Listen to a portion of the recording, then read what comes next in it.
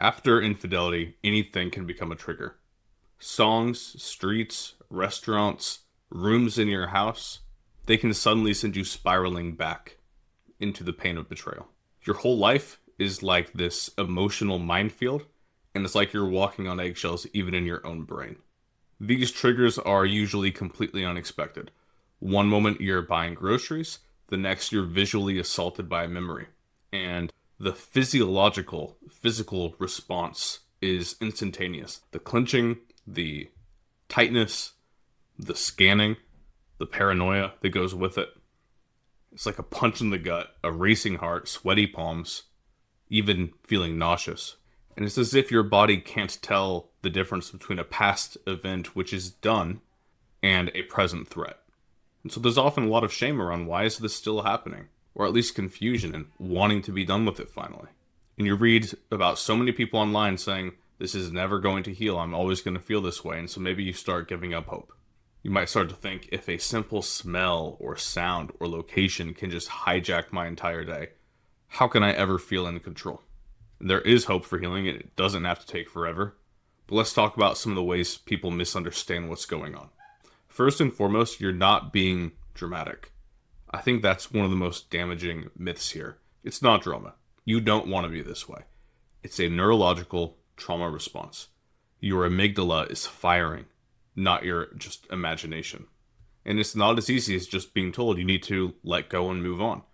That is what you need to do, but obviously if it were that simple, you would have done it.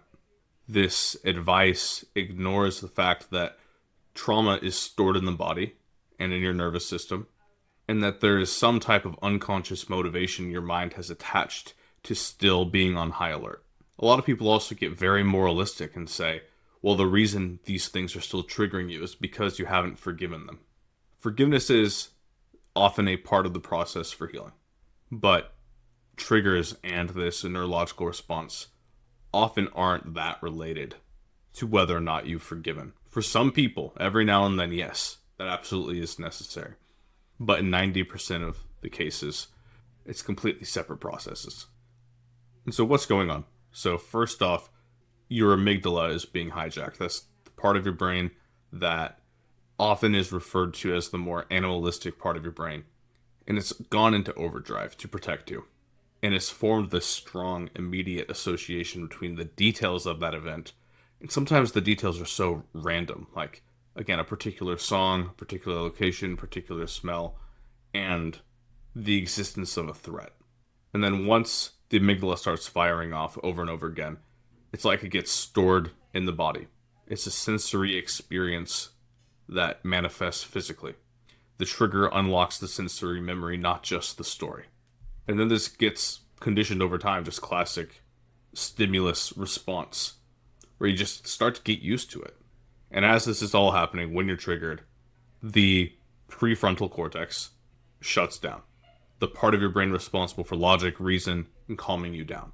It gets out of the way because it genuinely is being told by your amygdala, we don't have time for your rational thinking because there's an immediate threat and danger. That's why you can't think straight when you're triggered. So one very simple thing you can do is to actually get your prefrontal cortex re-engaged by naming it. When you feel a trigger coming on, literally saying to yourself out loud, this is a trigger. My amygdala is having a trauma response. This is a memory. This is in the past. This is not a current threat. Engaging in that naming process engages your prefrontal cortex, which it doesn't shut down the amygdala's panic response, but it at least has two people at the steering wheel now, instead of just one who thinks it's in a life and death situation. And you can bring a bit of mindfulness practice into this as well. Recognize that you are still there, observing what's happening. Even though your amygdala is in overdrive, there is still your center of consciousness that is able to bear witness to what's happening internally. You are the awareness watching the trigger, not the trigger itself. This realization alone can create some space for healing. The Stoics would say it's not the thing itself that disturbs you, but your judgment about it, the conclusions that you've made about it. The restaurant isn't the problem. The song isn't the problem. Your current perception of it is. And that doesn't dismiss the pain, but it does empower you to work on changing your perceptions. And oftentimes these perceptions aren't just literally, this is what I'm seeing, this is what I'm hearing. It's the narratives, the stories that you tell yourself about the way things should have been, all the different what ifs, the person you thought your partner was. Healing often does involve non-attachment to that old story and being present to what is now. And I want to push back very clearly against the people in my own comment section. I love them and I understand your perspective and where you're coming from, that are telling other people that your brain's going to be like this forever. Stop it. That's not true. Your brain is not hardwired forever. We know scientifically that we have a high degree of neuroplasticity, especially when we work on it, especially when you work with someone like me. People can accomplish amazing things. You can teach old dogs new tricks. You have learned so many things throughout your life that probably felt impossible at the time, yet here you are. This is one stage of the journey. It's incredibly difficult right now, dealing with these things, I get it, but healing is possible. And one thing to remember too, the extent to which you feel pain now is often a reflection of the extent to which you love.